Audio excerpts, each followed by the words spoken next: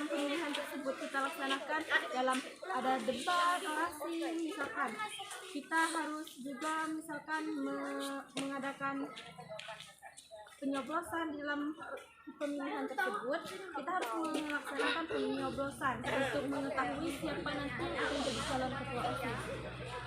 Lalu bagaimana cara kakak mengatasi konflik di sekolah? Nah, untuk konflik di sekolah mungkin kakak sendiri belum terlalu banyak mendapatkan pengalaman seperti itu. Mungkin guru-guru pun sudah pasti guru-guru diutamakan pasti sudah banyak mengetahui mengalami konflik seperti itu. Nah, guru-guru bisa memberikan pendapat itu. Kalau dari kakak sendiri, mungkin kalau ada konflik mengenai perdebatan di antara perlombaan, itu sudah mungkin kami rasakan. Mungkin dalam menghadapi konflik tersebut harus banyak bersabar yang kita utamakan terlebih dahulu. Dan di situ juga kita harus bijaksana dalam memberi pendapat kepada mereka supaya mereka tidak akan terjadi pertengkaran. Kita harus bisa melerainya dengan seefektif mungkin. Bagaimana cara kakak meningkatkan kepedulian siswa terhadap lingkungan? Nah, untuk kepedulian siswa itu terhadap lingkungan, kita harus mengingatkan teman kita. Nah, misalkan ada teman kita yang membuang sampah sembarangan, nah kita tegur misalkan, jangan buang sampah sembarangan. Kita harus menjaga lingkungan sekolah kita dengan baik dan bersih. Apa definisi organisasi dan seberapa penting organisasi bagi kakak? Bagi saya sendiri organisasi itu sangat penting karena kita bisa menumbuhkan kepercayaan diri kita di dalam diri kita sendiri, dan juga bisa kita lebih dekat lagi dengan teman-teman yang sebelumnya kita renggang jaraknya. Nah, bisa lebih dekat lagi dengan organisasi tersebut. Kita juga bisa memperbanyak pengalaman kita. Di antara kepemimpinan demokrasi dan otoriter, mana yang kakak pilih?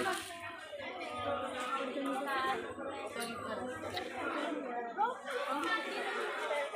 Saya sendiri akan memilih organisasi karena organisasi itu seru bagi kakak sendiri, sangat seru dalam berorganisasi, apalagi kita bisa kerja sama tim. Nah, kerja sama tim itu sangat diperlukan dalam organisasi. Maka dari itu kita harus memperbanyak organisasi dan mengenal dunia luar yang begitu mungkin juga banyak pengalaman tadi. Boleh. Apa sisi positif bagi pemilihan ketua OSIS di sekolah? Sisi positifnya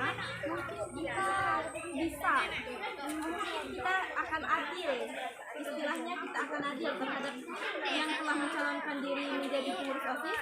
Nah, akan dipilih beberapa mencalonkan mereka sebagai calon ketua OSIS. Kita akan beberapa di situ kita pilih. Nah, mungkin dengan cara dampak positifnya itu kita bisa dengan adil bagi orang yang mendaftarkan tadi, kita bisa juga mengadili mereka supaya tidak berkecil hati kalau tidak terpilih menjadi ketua OSIS nanti. Dan kalau kita tidak ada pemilihan seperti ini, maka mereka akan berkecewaan. Dari segi apa lah panitia menilai mereka dengan mereka mendapatkan mereka jadi ketua OSIS. Nah, kalau tidak ada pemilihan maka tidak akan teradili merekanya, akan berkecil hati mungkin karena itu. Apa sisi negatif bagi pemilihan ketua OSIS di sekolah?